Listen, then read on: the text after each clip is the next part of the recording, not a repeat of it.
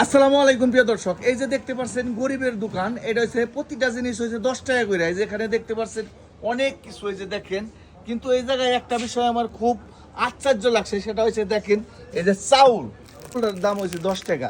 আচ্ছা চাচা, দেখি চাচা ধরেন এটা।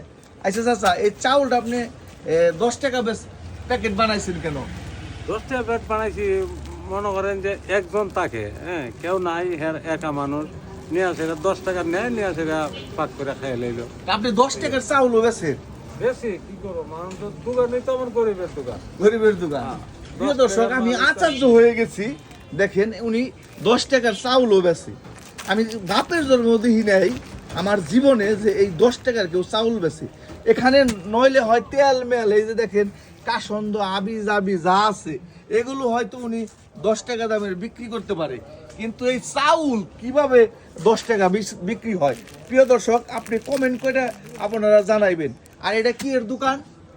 এটা গরিবের দোকান। এটা হচ্ছে গরিবের দোকান।